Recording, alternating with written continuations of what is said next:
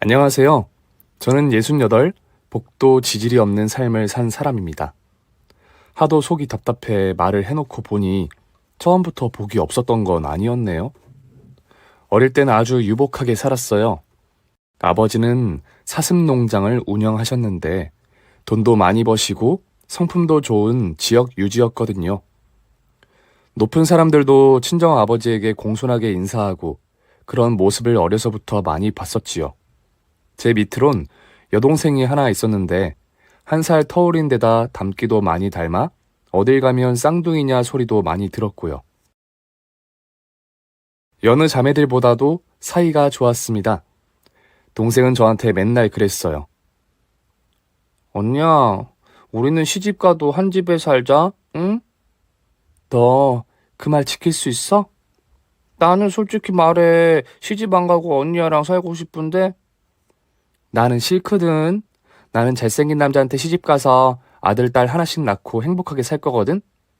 치, 그러면 나는 언니 옆집에 살면 되겠네. 꼭 그래야 된다. 너 나중에 딴소리하기 없기다. 각자 방이 있는데도 잠도 맨날 한 침대에서 자고 친구들이랑 노는 것보다 둘이 노는 걸 더 좋아했던 자매였는데도 뭐 그리 좋다고 결혼하고도 옆에 꼭 붙어 살자 그랬을까요? 그렇게 우애가 좋긴 했지만 그 약속은 지켜지진 못했어요. 둘 다 나이가 차 비슷한 시기에 결혼을 했는데 저는 친정 있는 동네에 건물 몇 채 가지고 임대업을 하는 유복한 집으로 시집을 왔고 동생은 예술을 하는 가난한 남자를 만나 멀리 남쪽으로 시집을 갔지요. 친정 아버지는 돌아가시기 전에 사슴 농장을 팔아 저와 동생에게 똑같이 재산을 남겨주고 떠나셨습니다. 저는 시댁이 워낙 친정 못지않게 있는 집이었던지라 그 많은 돈이 필요가 없었어요. 그래서 무슨 사업을 시작한 거라던 동생한테 도움이라도 될까 싶어 연락을 했었죠. 멀리 떨어져 살아 자주 보진 못했어도 연락은 자주 했거든요. 네가 한다는 게 그게 뭐였지? 펜션이라는 건데 말하자면 민박 같은 거야. 이 동네에 바다가 보이는 허름한 집들이 많아서 그거 몇 채 사서 개조하고 민박 주는 거지 뭐. 너 필요하면 갖다 써. 나는 이렇게 많은 돈은 필요 없으니까. 아빠가 주신 걸로도 충분해.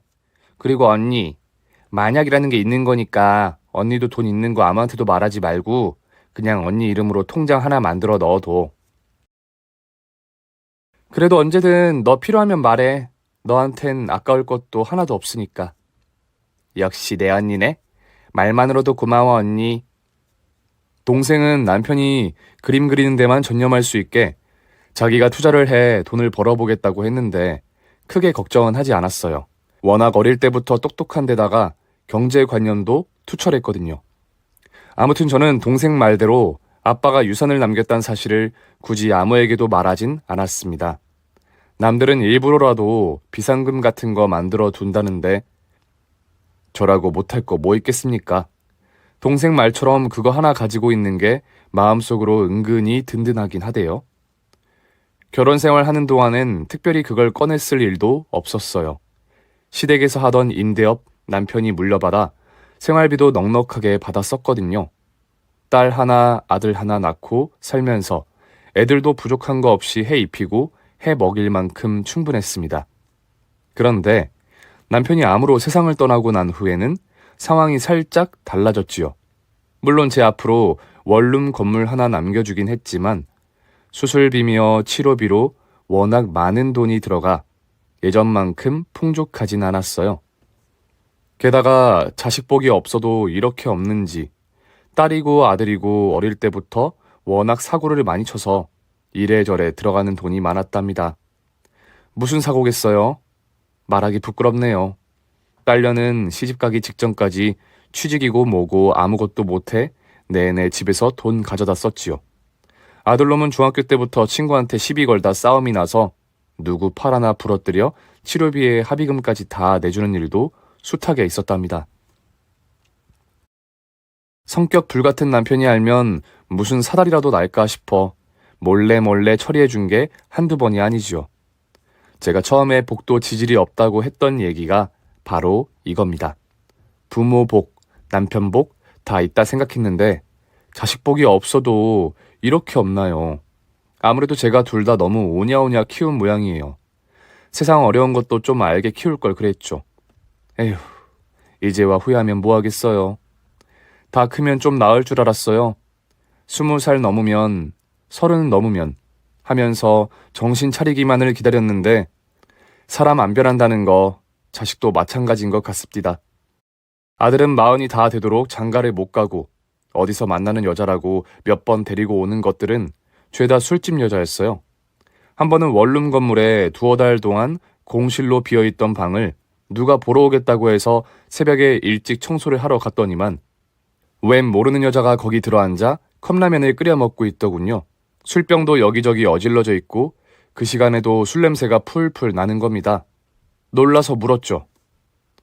누구시길래 여기 계신 건지. 그러는 아줌마는요?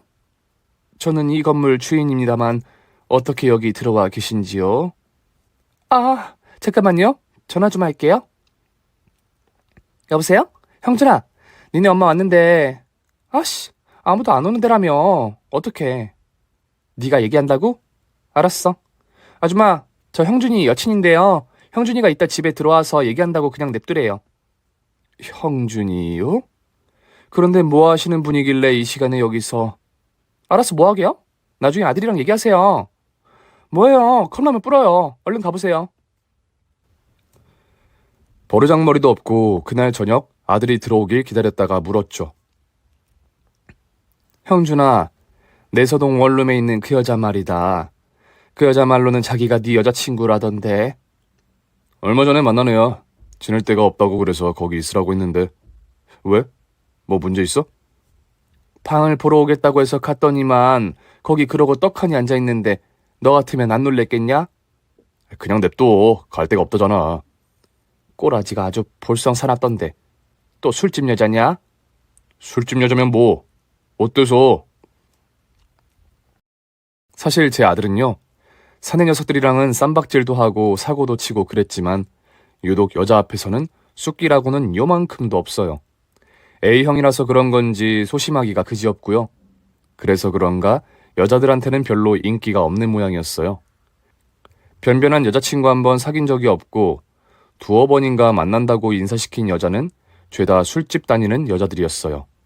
세상 어느 애미가 자기 아들 술집 여자랑 결혼한다는데 두 손 두 발 들고 환영하겠습니까? 당연히 저도 결혼하겠다고 할 때마다 한 소리 했었죠.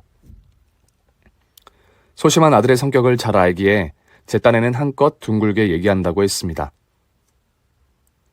좀 더디더라도 제대로 된 여자를 만나는 게 안 낫겠니? 제대로 된 여자가 뭐? 나 만나준대? 네가 왜? 어디가 어때서? 그때 지 동생이 결혼할 여자 데려온다고 했다며 어떤 여잔지 자기도 인사받으러 오겠다고 딸년도 와 있었는데요. 딸년이 한마디 거들더군요. 엄마는 배 아파 낳은 자식을 저렇게도 몰라? 내가 제 누나지만 객관적으로 봐도 쟤는 별로야. 입 닥쳐라. 쟤가 엄마랑 나한테만 저렇게 큰 소리 치지. 밖에 나가 여자 만나면 말도 제대로 못한다고. 병신이야, 아주 상병신. 내가 뭐가 어떻다고? 너 맨날 여자 앞에서 말 더듬잖아. 저희 집이 건물이 이러면서 암만 집에 건물 몇 채 있으면 뭐해? 누가 같이 살고 싶겠어? 너는 네 동생한테 한다는 소리가 나이 40 되도록 장가 못 가는 데는 다 이유가 있다는 말이야. 엄마도 알잖아. 쟤 전에 만나던 여자한테는 차까지 사준 거. 결혼하려고 사준 건데 엄마 때문에 못한 거잖아. 맞습니다. 아들 녀석이 33살 땐가 그때도 술집 여자랑 결혼하겠다며 데려왔었어요. 인사하러 온다는 년이 입술은 쥐잡아 먹었는지 시뻘겋게 칠해가지고 머리는 꽃분홍색에 궁뎅짝이 다 드러나는 짧은 바지 입고 왔습니다. 어이가 없었지요. 아들은 죽어도 그년이랑 결혼을 하겠다고 빡빡 우겼어요. 그 전까지는 아들이 해달라는 거 다 해줬지만 목에 칼이 들어와도 그것만은 허락 못한다고 저도 끝까지 버텼습니다. 집이고 뭐고 결혼식에 들어가는 돈 단 한 푼도 안 보태줄 거라고 엄포를 놓았지요. 그런데 알고 보니 이래저래 저한테 받아간 돈 다 그년한테 쳐드렸더라고요. 주제에 여자한테 빠지면 자존심도 없이 간이고 쓸개고 다 빼주는 호구도 그런 호구가 없어요. 술 마시고 차 사고 냈다면서 합의금 내놓으라기에 세입자 나갈 때 주려던 돈 4천만 원인가 해줬는데 그걸로 그년 차를 사줬더라고요. 어디 그뿐이겠습니까? 갖은 핑계로 지의 애미 돈 뜯어가 그냥 가슴 수술도 해주고 쌍꺼풀 수술도 해줬답니다. 그러면서 하는 얘기가 가관이었어요. 그거 내가 다 해준 거라니까. 쟤한테 들어간 거 다 투자야, 투자. 미친놈. 투자를 할 거면 네 돈으로 하든가. 왜 나한테 삥을 뜯어 엄한데 돈지랄을 했어? 봐, 엄마도 억울하지. 억울하면 그냥 결혼시켜. 투자금 회수하려면 결혼시키라고. 그러거나 말거나 절대 못한다 했어요. 그년도 애초에 결혼이 목적이 아니라 아들 돈이 목적이었던 거지요. 결혼할 때 한 푼도 못 보태준다 했더니 걸음아 나 살려라 뒤도 안 돌아보고 헤어지자 했답니다. 그런데 또 어디서 저런 애를 데리고 오니 속이 안 터지겠습니까? 옆에서 딸려는 한술 더 떴지요. 엄마도 현실을 제대로 좀 봐. 어쩌면 쟤 저런 여자들 아니면 평생 혼자 늙어 죽을지도 몰라. 엄마가 제 꼬부랑 할아버지 될 때까지 수발 들어야 될지도 모른다고. 그러니까 그냥 한다는 여자 있을 때 시켜주든가. 어쩌겠어. 엄마가 아들을 저 모양으로 낳은 탓이지. 말은 저렇게 해도 딸려는 뭐 제대로 결혼이나 한 줄 아십니까? 중학교 때부터 남자 만나 그렇게 사고도 많이 치고 솔직히 말하자면 어쩔 수 없이 뱃속 아이도 2번이나 무지개 다리 건너게 했습니다. 지 아빠 몰래요. 차라리 그때 남편한테 얘기라도 했으면 두들겨 맞더라도 정신은 좀 차렸을까 하는 후회도 했지요. 괜히 모르게 한다고 수습하고 오냐오냐 키웠더니만 철도 없고 능력도 없이 30 넘어서까지 지 밥벌이도 제대로 못했다니까요. 그래 어쩌겠습니까? 뭐 요즘엔 조건 맞는 사람끼리 결혼도 시켜주는 그런 게 있다면서 자기도 거기서 결혼을 하겠다기에 큰돈 들여 가입인지 뭔지 시켜줬죠. 돈을 많이 낼수록 괜찮은 조건의 남자를 소개시켜준다고 하길래요. 뭐 이런 그지 같은 경우가 다 있나 싶긴 했어요. 일륜지 대사를 돈으로 결정하다니요. 그래도 얼굴은 이쁘장하니 생겨서 그런가 좋은 대학 나오고 좋은 회사 다니는 스펙 좋은 남자를 만나 시집을 가긴 했으니까 다행이죠. 결혼한다고 들어간 돈은 집참금인 셈 치기로 했습니다. 이러니 저러니 해도 시집은 잘 갔다 싶어 안심했는데 또 막상 보니 그것도 아닙니다. 결혼시키고 몇 번 딸 집에를 갔는데 분위기가 심상치 않은 거예요. 딸애는 푹푹 한숨만 쉬고 있고 사위란 놈은 장모가 왔는데도 안방에 틀어박혀 나와보지도 않더군요. 하룻밤 자고 오려고 했는데 웬걸요. 가시방석에 앉아있는 것 같아 저녁이나 빨리 먹고 나오려고 했는데 딸려는 저녁할 생각도 안 하고 해서 제가 후딱 차렸지요. 그래도 배는 고픈지 슬금슬금 사위도 나와서 같이 저녁을 먹었습니다. 그런데요. 딸이 뭐가 꼬여도 단단히 꼬였는지 밥상머리에 앉은 지 서방한테 시비를 거는 거예요. 밥이 목구녕으로 넘어가냐? 장모님도 계신데 조용해라. 장모님 앞에서 쪽팔린 줄은 아나 봐. 이게 진짜. 사위가 먹던 밥숟가락을 집어 던지며 벌떡 일어서니 딸년도 밥상을 다 뒤집어 엎고는 나 죽여라 하고 대들더군요. 노름도 모자라서 바람까지 피냐? 입이 10개라도 할 말이 없어야지. 왜 네가 큰 소리야, 큰 소리는. 심장이 철렁 내려앉았었어요. 노름의 바람이라니요. 청서방, 이게 지금 무슨 소린가? 자네 노름 하나? 바람은 또 무슨 얘기야? 장모님, 오늘은 그냥 돌아가세요. 이 사람이랑 얘기 좀 해야겠습니다. 왜? 엄마 앞에서 얘기하려니까 수치스럽냐? 너 확 그냥. 아이고 청서방, 아무리 그래도 손찌검은 하는 거 아닐세. 그 자리에서 밥이 넘어가겠습니까? 서둘러 숟가락 내려놓고 가방만 챙겨 집에 돌아왔지요. 그 이후로도 딸년 집에 갈 때마다 둘이 큰 소리 내며 싸우는 것만 보다 보니 딸년 집에는 가기도 싫습니다. 하룻밤 자고 오는 것도 마음이 불편하다니까요. 이제 저한테 패를 다 깠으니 상관없다 싶은지 딸년은 사위놈이랑 무슨 일 있을 때마다 집으로 촐랑촐랑 뛰어와 펑펑 웁니다. 엄마, 정서방 저거 완전 사기야 사기. 월급 받는 거 족족 경마장 가서 노름하고 어쩌다 딴 돈 그거 집에나 가지고 오는 줄 알아? 맨날 밖에서 술 처먹고 옷에다 술집 년 향수 냄새나 묻혀온다고. 나 이러고 살아야 돼? 제가 뭐라고 할 말이 있겠습니까? 한숨만 푹푹 나오는걸요. 가만히 생각해보면, 아니, 생각할 것도 없이 누가 봐도 제가 자식 농사를 잘못 지어도 한참 잘못 지은 거지요. 그나마 아들 녀석이 정신을 좀 차렸는지 한동안 연애를 하는 눈치더군요. 역시나 이번엔 결혼도 자신 있다며 여자친구를 데려오겠답니다. 두어 번 고생시켰으니 이번엔 한번 믿어보자 했어요. 어떤 며느리감을 데려오려나 기대가 컸죠. 그런데 웬걸요?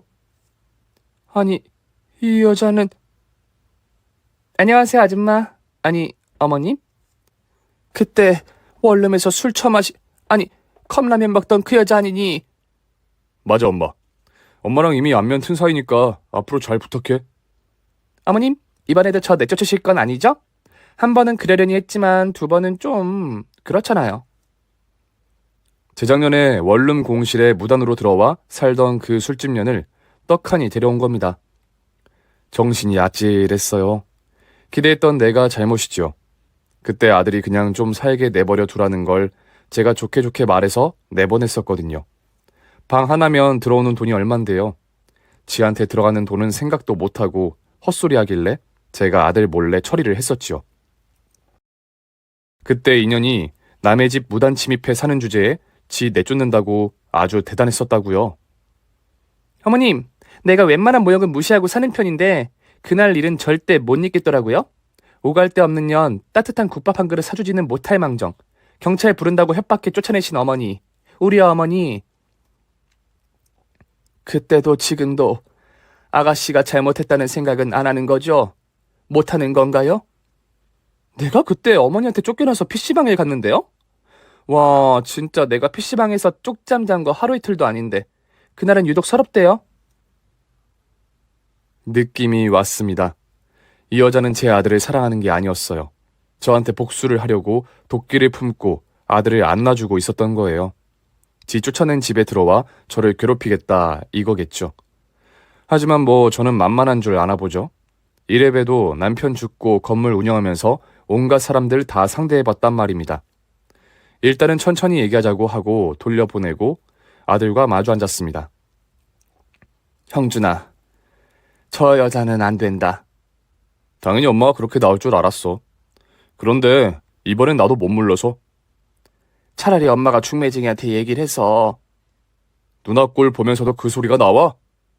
네 누나는 중매쟁이가 아니고 결혼정보 회사인지 뭔지 그런 거지. 엄마 왜 이렇게 멍청해? 그게 그거지. 나는 사랑하는 사람이랑 결혼할 거라고. 내가 왜 여태까지 이러고 사는데?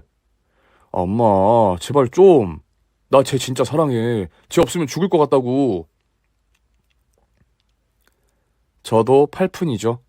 아무리 40 넘었다 해도 아들이 철도 없이 그러면 혼내고 야단이라도 쳐야 되는데 그게 그렇게 속이 상하고 짠았디다.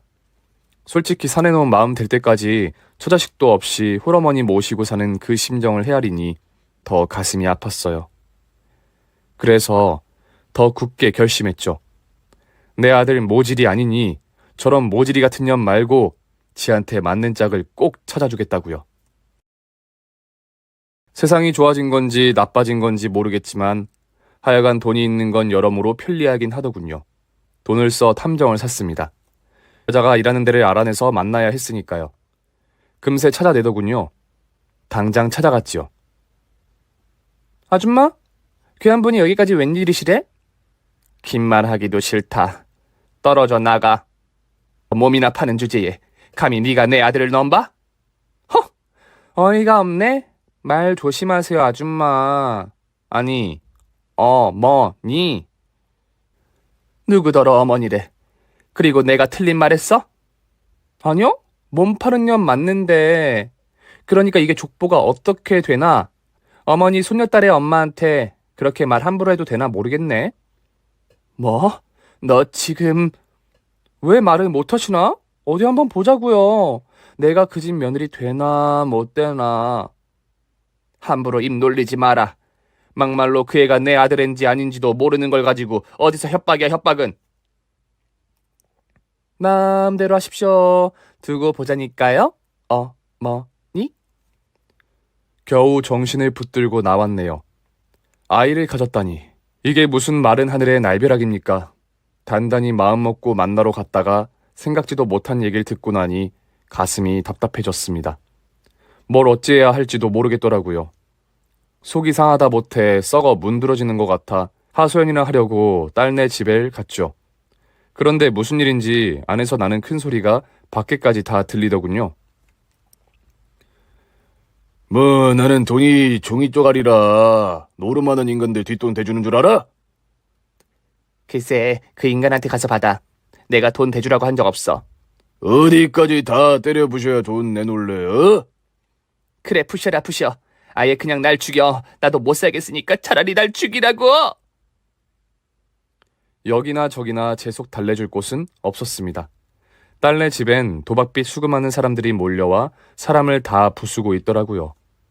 거기 들어가봤자 딸년 또 제 바지가랑이 붙들 게 뻔해 아예 들어가지도 않고 돌아와 버렸습니다. 부족한 거 없이 키웠다고 생각했는데 대체 제가 뭘 잘못한 건지 딸이고 아들이고 저러고 사는 꼴들이 한심해도 보통 한심해야지요. 하루 사이에 10년은 늙은 것 같았어요. 밥맛도 없어 저녁도 걸렀는데 물 마신 게 얹혔는지 속이 답답해 소화제를 먹고 누웠는데 딸년 부부가 찾아왔더군요. 꼴도 보기 싫어도 어쩌겠어요. 핏줄인데요. 겨우 정신을 차리고 일어나 앉았습니다. 장모님, 이거 좀 드세요. 장모님 만개떡 좋아하시잖아요. 됐네. 속이 얹혀 물도 안 넘어가네. 왜? 왜 또? 형준이 이 새끼 엄마 속 썩여? 됐고, 너는 무슨 일이야? 그냥 나 만개떡 사주러 오진 않았을 테고. 엄마, 그게 있잖아. 당신이 말해. 네가 해. 당신이 하라니까. 아유 진짜. 저 장모님 다른 게 아니고요. 나 돈 없네. 엄마, 그게 무슨 말이야? 엄마가 돈이 없어? 차라리 왕서방한테 비단이 없다 그래라. 장모님 그게 장모님도 잘 아시다시피 제가 뭐 다달이 월급을 못 받는 사람도 아니지 않습니까? 크게 한몫 빌려주시면 은행 이자보다 더 드릴게요. 글쎄, 뭐가 있어야 빌려주든가 하지. 먹고 죽을 애도 없는 걸 무슨 수로. 건물 팔면 되잖아. 미쳤어? 그걸 왜 팔아? 그거 하나 가지고 평생 니들 뒤치다꺼리 했구만. 그러니까 이제 우리도 다 컸고 엄마도 나이 들어서 일하기도 힘들잖아. 그거 없으면 난 뭐 먹고 살아? 정서방이 이자 준대잖아. 이자만 받아도 엄마 혼자 먹고 사는 데는 지장 없지. 나더러 그 말을 믿으라고? 아서라, 이날 이때껏 용돈 한번 쥐어준 적 없으면서. 듣기 싫으니까 더 얘기하지 말고 집에 들가. 머리 아파. 난 좀 누워야겠어. 칼같이 거절하고는 쫓아내다시피 돌려보냈습니다.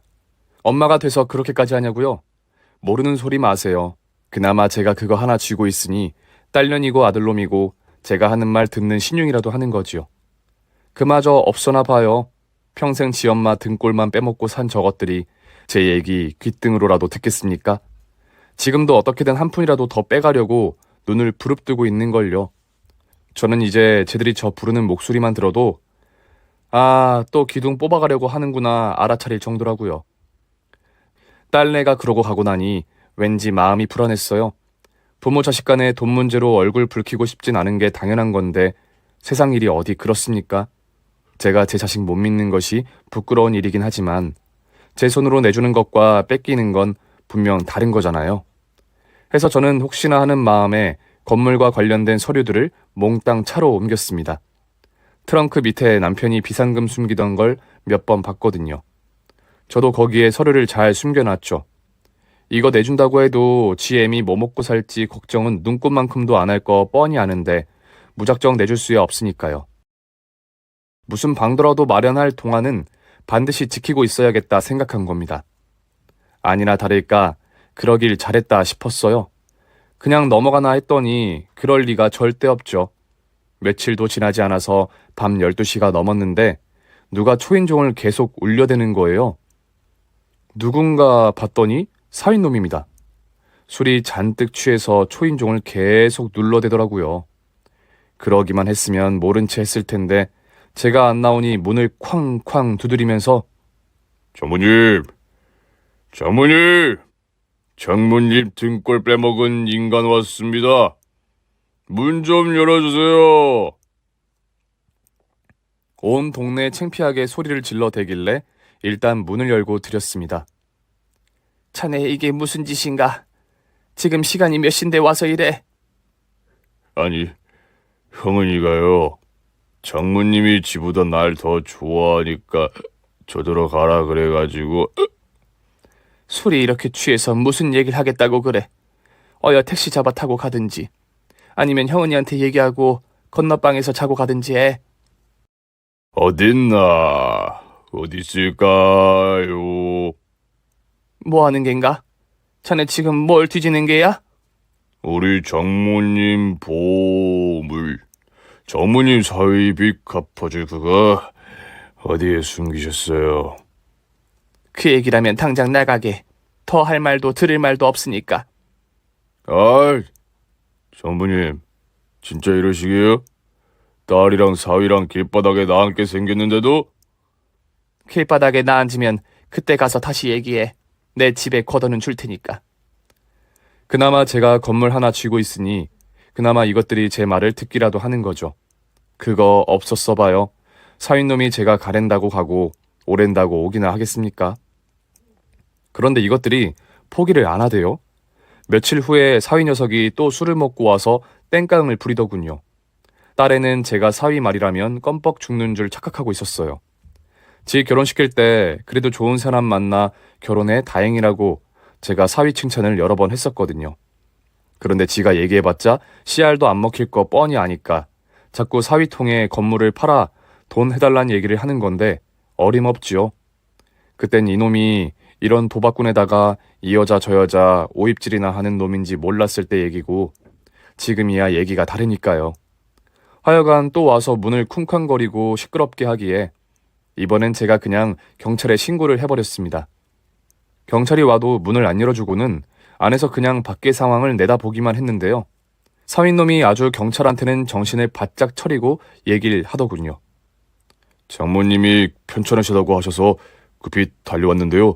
아무리 배를 눌러도 안에서 답이 없어서 걱정이 돼가지고요. 경찰 선생님들, 장모님 아니만 확인하고 싶은데 어떻게 방법이 없을까요? 평소에도 몸이 안 좋으신데 혼자 살고 계셔서. 사윗놈 말을 듣더니 경찰이 저한테 전화를 하는 겁니다. 여차저차한 얘기를 들었는데 어떻게 되신 거냐고요. 제가 얘기했죠. 내일 뉴스에서 사위가 장모 건물 등기 훔치려다가 장모한테 두드려 맞아 어디 뿌려졌다는 얘기 듣지 않으려면 곱게 돌려 보내주시오. 부탁입니다, 경찰 선생님. 제가 평소에 건물 관리하러 왔다 갔다 할 때 한 번씩 다리도 쉬어갈 겸 음료수라도 한 박스 사서 경찰서에 종종 들렀었거든요. 대충 사정을 알고 있기에 망정이지 안 그랬으면 사위 녀석한테 당장 문을 열어줄 판이었죠. 경찰이 방 강제로 사위를 끌고 가고 나니 그제야 다리가 후들거립디다. 이러다간 정말 큰일이라도 나겠다 싶었어요. 신문에서 보던 그런 일, 저라고 안 당하라는 법 없잖습니까? 갑자기 서러워졌어요. 애지중지 키운 자식들인데 이젠 서로 못 믿어워 이러고 있는 게 제 스스로 너무 못나게 느껴지고 아무것도 모르고 혼자 먼저 세상 떠난 남편이 원망스럽기도 했지요. 이럴 때 속 시원하게 얘기라도 할 사람, 제 동생이 떠올랐습니다. 언니라면 죽고 못 사는 동생한테 전화를 했지요. 아이고 언니, 우리 언니, 보고 싶은 언니, 어쩐 일로 전화를 다 하셨대? 혜자야, 언니 왜 그래? 무슨 일이야? 형은이 형준이가 또 속 썩여? 언니, 내가 지금 당장 갈까? 아니야, 그냥 답답해서 네 목소리나 듣자고 했지 뭐. 늦은 시간에 오길 어디로 와? 길도 위험한데. 그럼 언니가 옳혀? 언제 옳혀? 속상한 거 있으면 나 만나서 풀고 그래야지. 안 그럼 언니 화병 생겨. 바람 쐬러라도 한번 와. 안 그래도 나 여기 건물 하나 사서 근사하게 리모델링 해놨어. 여기 첫 손님으로 스페셜하게 모시겠으니 어여 오세요. 기억하시는지 모르겠지만 동생은 아버지한테 물려받은 재산으로 폐 건물들을 사서 리모델링해 펜션 같은 걸 운영하는 일을 하고 있었어요. 그 규모가 꽤 커져서 돈을 아주 많이 불렸죠. 지 소원대로 지 남편은 그림만 그리고 돈은 쓰고도 남을 만큼 지가 다 벌고 있으니 성공했지요. 애초에 아이도 갖지 않겠다 하고 살았으니 저처럼 속썩이는 자식들도 없고 말입니다. 근사하게 지어놨다는 펜션도 볼 겸 이런저런 하소연이라도 할 겸 무엇보다 꼴보기 싫은 자식들이랑 잠깐이라도 떨어져 있고 싶어 며칠 후에 동생네 집에 가기로 했습니다. 동생네 가려면 국도를 타야 하는데요. 이 길이 워낙에 갓길도 없고 급 커브에 오르막 내리막이 14군데나 되는 아주 복잡하고 험한 길이에요. 가끔 횡단보도도 아닌 곳을 건너는 사람도 있고 여기저기서 자전거도 튀어나와 놀랄 때가 한두 번이 아니었지요. 저도 운전을 30년이 넘게 했는데도 갈 때마다 운전이 쉽지가 않아 늘 조심해서 다녀야 했습니다. 그날도 평소보다 더 천천히 조심해서 운전을 해가고 있는데 맞은편에서 자전거 한 대가 달려오는 게 보였습니다. 중앙선을 넘어 아예 저를 향해 오고 있었어요. 분명 제 차가 올라가고 있는 걸 봤을 텐데도 멈추지도 않고 피하지도 않고 돌진해 오더군요. 그런데 더 놀란 건 자전거를 타고 있는 사람이 글쎄 제 아들이었다는 겁니다. 저와 눈을 마주치고 저를 노려보면서 있는 힘껏 페달을 밟으며 내려오고 있었어요. 이대로 제가 가도 멈추어도 아들은 제 차에 부딪히게 되어 있어요. 이 상황에서 여러분이 저라면 어쩌시겠습니까? 찰나와 같은 짧은 순간임에도 온갖 생각이 스쳐 지나가더군요. 아무리 미워도 온갖 속을 썩였어도 제 속으로 낳은 자식입니다. 급히 핸들을 틀었지요. 왼쪽으로 꺾으면 반대편 차선에 오는 차가 시야 확보가 안 될 상태일 테니 더 큰 사고가 날 테고, 오른쪽으로 꺾으면 큰 바위산에 저 혼자 부딪히고 말 테니 오른쪽으로 확 꺾었습니다. 그 순간에도 흐트러지지 않는 판단력을 가지고 있는 게 얼마나 다행이던지요. 제 차가 바위에 크게 부딪히며 잠깐 정신을 잃었습니다. 눈을 떠보니 차가 뒤집어졌는지 세상이 온통 거꾸로 보였습니다. 무슨 소리가 들렸어요? 웅얼웅얼 아이의 옹알이 같은 소리였습니다. 아씨, 어딨지? 도대체 어디 든 거야? 형준아, 형준이니? 아, 엄마! 형준아, 엄마 좀. 미안해, 엄마. 내가 이렇게까지 하려던 건 아닌데. 아씨, 어딨어? 어디다 숨긴 거야, 도대체? 형준아. 혜지가 엄마 때문에 속이 많이 상했나봐. 죽어도 나랑 안 산다는 걸 내가 매달렸거든. 그래서 자기랑 결혼하고 싶으면 엄마 돈 다 내 거라는 거 당장 증명하라고 그러잖아. 119 전화. 엄마, 건물 등기부 등본 어딨어? 엄마 인감 도장이랑 다 어디다 뒀냐고. 눈앞이 가물가물하고 어디서 자꾸 피냄새가 울컥 올라오는데 그래도 다행히 아들은 무사한 것 같았어요. 차가 뒤집어졌는지 세상이 온통 거꾸로 보이더군요. 거꾸로 뒤집어 선 채로 아들이 차 여기저기를 뒤지고 있었어요. 지 애미는 눈에 뵈지도 않는 게죠. 제가 잘못했네요. 사랑에 눈이 멀어 이런 일까지 벌일 줄 누가 알았겠습니까? 제가 허락을 했더라면 지금 이 꼴은 안 당했을래나요? 눈앞이 시뻘겋고 어지러운 게 잘 보이지는 않았지만 결국 서류를 찾았는지 자전거를 타고 가는 아들의 뒷모습이 아른거렸어요. 그래도 지 애민데 119에 신고나 해주고 가면 좋았으련만. 괜찮으세요? 여기가 어딘지 아시겠어요? 언니 나 보여? 나 누군지 알겠어? 아니 대체 어떻게 된 거야? 형준이 이 새끼 어디 갔어? 어디 갔냐고? 네가 형준이를 왜 찾아? 나 경찰서 가서 CCTV 다 봤어. 그 새끼가 일부러 작정하고 언니 차로 달려들던데. 그리고 그 새끼 언니 차에서 가져간 거 그거 뭐야? 진정해. 일단 너부터 진정해. 어떻게 진정을 해? 조카라는 새끼가 지 엄마 차에 달려들어 사고 내놓고는 신고도 안 하고 출행락을 쳐? 대체 무슨 일이야 언니? 애들이랑 무슨 일이 있었던 거냐고? 아이고 선생님, 얘 좀 내보내주세요. 시끄러워서 돌아왔던 정신도 다시 나가게 생겼습니다. 차가 폐차될 만큼 찌그러졌다는데도 다행인지 저는 머리를 부딪히면서 뇌출혈이 조금 있을 뿐 크게 다치진 않았다고 했어요.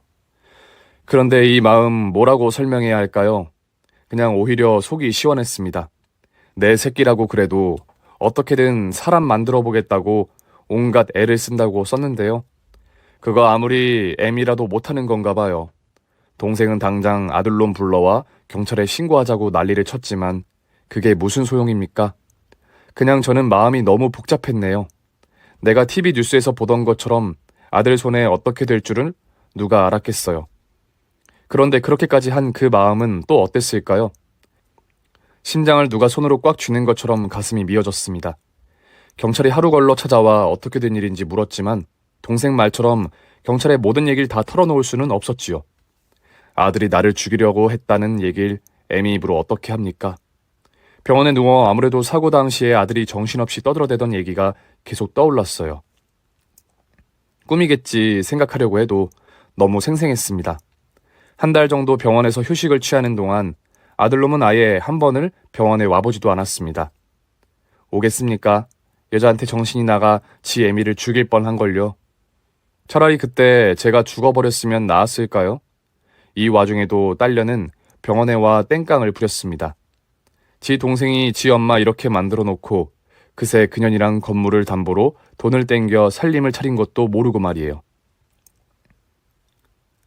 엄마, 지금 이러고 있으면 어떡해? 언제 퇴원하래?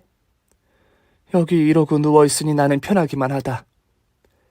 딸이 지금 망해 나가게 생겼는데 엄마가 마음이 편하면 안 되는 거잖아. 엄마 왜 이렇게 이기적이야?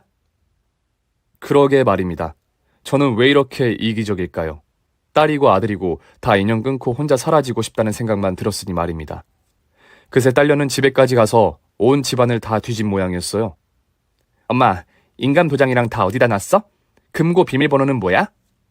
그거 네가 해서 뭐하게. 엄마 유서는 써놨어? 건물 누구한테 물려줄 거야? 설마 아들, 딸 차별하는 거 아니지? 요즘엔 다 똑같이 분배해야 되는 거 알지? 너 지금 그게 누워있는 엄마한테 할 소리야? 엄마가 누워있으니까 하는 얘기지. 여기 내가 대충 유언장 작성해왔어.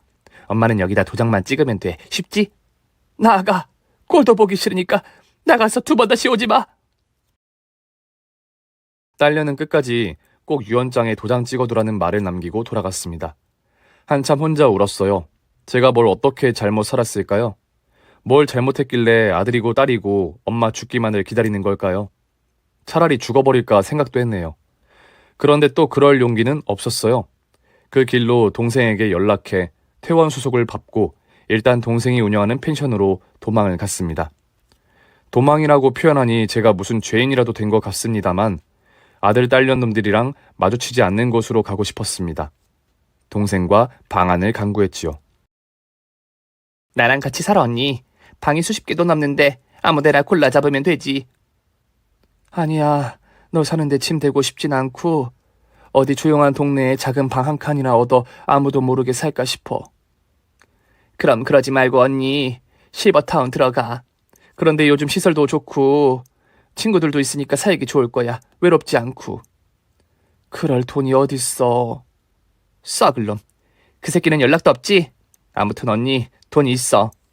뭐? 내가 무슨 돈이 있어? 아들한테 다 뜯긴 걸. 알고 보니 예전에 동생이 사는 지역에 지진이 크게 나 동생이 가진 건물 여러 채가 무너져 어려웠던 적이 있었어요. 그때 아빠가 물려주신 유산, 그거 은행에 넣어놨던 걸 동생한테 보태 쓰라고 보냈습니다. 빌려준 것도 아니고 돌려받을 생각도 없었어요. 그런데 이제 동생이 사정이 한참 나아졌으니 그 돈 다시 돌려준다는 겁니다. 여기서 또 잠깐 흔들렸네요. 그 돈이면 딸년 필요하다는 돈도 해줄 수 있지 않을까 하는 생각이 들었어요. 그러다 동생한테 혼쭐이 났죠. 말아먹어도 시원치 않을 년놈들 다 있고 언니 남은 여생 맘 편히 살아. 언니가 수중에 돈 가지고 있으면 애들이 그거 노리고 또 무슨 짓 할지 모르니까 아예 실버타운에 돈을 다 넣어놓자고. 그거 매달 얼마씩 내지 말고 알아서 까는 걸로. 그게 나 언니. 언니가 신경 쓸 것도 없고 어때? 그렇게 할 거지? 그거밖에는 방법이 없는걸요. 혹시나 해서 알아보니 아들은 이미 건물 등기까지 지 이름으로 다 옮겼더군요. 어이가 없어 화도 안 났습니다. 그저 제 결심에 힘을 실어준 걸로 생각하기로 했지요. 아들, 딸이 모르는 틈을 타 서둘러 집을 모두 정리하고 집한 돈과 동생에게 받은 돈으로 실버타운을 계약했습니다. 제 이름으로 하면 혹시라도 애들이 찾아올까 싶어 제부 명의로 했네요. 웃기죠? 자식들을 보는 게 이렇게 겁나는 일이 될 줄 누가 알았겠습니까? 일단 실버타운에 들어가 천천히 조금씩 마음을 정리했습니다. 내 자식들에 대한 사랑, 연민, 부모 자식 간의 관계, 그게 끊는다고 끊어지는 게 아닌 줄은 알면서도 더 모질어지려고 애를 썼어요. 어떤 일이 있어도 자식 앞에서 또 다시 무너지지는 않으려고요. 1년이 지났을까? 어느 날 경찰에서 연락이 왔습니다. 아드님이 신탁회사에 건물을 담보로 대출을 받았는데 실소유자 행세를 하면서 세입자들한테 전세 보증금을 받고 잠적했어요. 네? 그게 무슨 얘긴지요? 요즘 뉴스에서 깡통 전세 얘기 많이 하죠?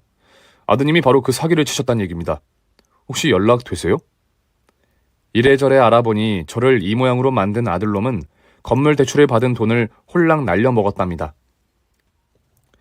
말이 날려먹었지 그 술집년이 홀랑 갖고 날린 모양이에요. 경찰에게 모든 얘기를 다 했습니다. 침묵하고 넘어가려던 제 교통사고 얘기까지도요. 경찰은 처음부터 다시 조사를 시작한다고 하더군요. 굳이 다 듣고 싶지 않았는데 아들의 엄마란 죄로 다 들어야 했지요. 아들을 꼬셔 저를 죽이려고 했던 술집년은 심지어 그 돈을 들고 어디로 날른 모양이에요. 경찰 말로는 또 다른 공범이 있는 것 같다더군요. 공범까진 아니더라도 조력자 정도는 될 거라고요. 죄가 밝혀지면 같이 처벌할 수 있다고 했어요.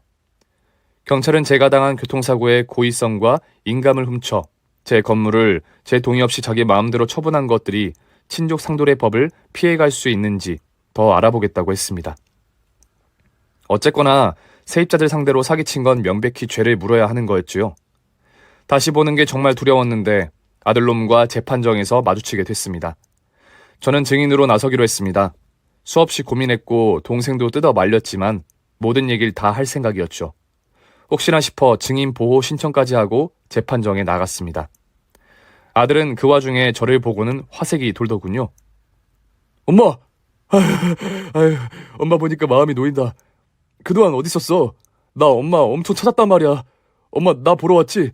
혹시 나 어떻게 돼도 보석금으로 풀어줄 거지? 대꾸도 하지 않았습니다. 눈도 마주치지 않았어요. 애미로서 이렇게까지 하는 게 맞는지 수없이 돌아보고 또 돌아봤습니다. 독하고 모진만 먹어야 했지만 그렇게 해냈습니다. 지도 알아야지요. 지 때문에 피눈물 흘리는 사람들의 고통을 말입니다. 증인석에 서는 저를 보고 아들은 경악을 하더군요. 엄마가 어떻게 이럴 수 있느냐고요. 네, 저도 몰랐습니다. 엄마가 자식에게 그럴 수도 있다는 걸 몰랐지요. 자식이 부모에게 그럴 수 있다는 것도 믿지 못했던 것처럼 말입니다. 그런데 되네요. 이렇게 해서 아들 죗값 치르게 하면, 그리고 나오면 이제 사람 노릇 좀 하고 살까요? 역시 괜한 기대를 하는 걸까요? 저는 걱정 마세요. 충분히 마음 독하게 먹었습니다. 아들이고 딸이고 접근 금지 신청까지 다 마쳤고요. 제가 머물고 있는 실버타운에도 단단히 얘기를 해뒀어요. 워낙에도 노인네들 안전을 위해서 경비가 삼엄한 곳이라 제가 접근 금지 신청해두면 그 누구도 자식이든 남편이든 절대로 들어올 수가 없는 곳이에요. 마음이 심란해 TV를 틀었는데 하필 명절인가 봅니다. 이러고 혼자 있으니 오늘이 명절인지 뭔지도 몰라요. 그런데 TV에서 명절에 해외여행 가는 사람들이라며 공항을 보여주는데 어디서 많이 본 얼굴이 보이더군요. 그년이었어요. 어딜 고쳐도 고친 것 같은데 그래도 한눈에 알아볼 수 있었죠. 그리고 그 옆에 있는 놈은 앞불싸 사위놈이었습니다. TV 카메라에 나오는 줄도 모르고 뽀뽀를 해대고 난리도 아니더군요. 그러다 명절 공항 이용객으로 인터뷰까지 합니다. 저희는 사정이 있어서 뒤늦게 결혼식을 올리고 신혼여행을 가는 부부입니다. 제가 개인적으로 일이 바빠서 그동안 못하다가 이렇게 명절 이용해서 하와이 다녀오기로 했습니다. 오호라, 그런 거였어요. 경찰이 했던 얘기가 생각났네요. 아들놈 돈 홀랑 들고 날른 년 공범이나 조력자가 있을 거라던 얘기요. 뻔뻔하기가 그지없죠. 아는 사람들은 누군지 얼굴만 봐도 다 알 텐데 무슨 낯으로 저기 나가서 인터뷰까지 하나요? 저도 이제 완전히 모질고 독한 년이 다 됐습니다. 그 년놈들을 보고 잠깐 부르르 떨었지만 저 혼자 조바심 내고 화만 낸다고 해서 달라지는 일은 세상에 없어요. 전화기를 들고 경찰서에 전화를 걸었죠. 그간 행방을 알 수 없었던 두 년놈들이 어딨는지 알았다고요. 출국 조회를 해보고 귀국 날짜 확인해 수사 시작하겠다고 하더군요. 이 쌍것들이 돌아오는 날 저것들이 갔던 신혼여행은 지옥행 여행이 될 겁니다. 어디 딸년이든 아들놈이든 올 테면 와보라지요. 아무리 지들이 와봤자 자식 일이라면 껌뻑 죽어 뭐든 다 해주는 그런 엄마는 없을 테니까요. 이제 강하고 독하고 혼자서도 잘 살아가는 철의 여인 이민자만 있을 뿐입니다. 오늘 준비한 사연은 여기까지입니다. 재미있게 들으셨다면 구독과 좋아요, 알림 설정까지 눌러주세요. 그럼 저는 다음 사연으로 찾아뵐게요. 오늘도 건강하고 행복하세요.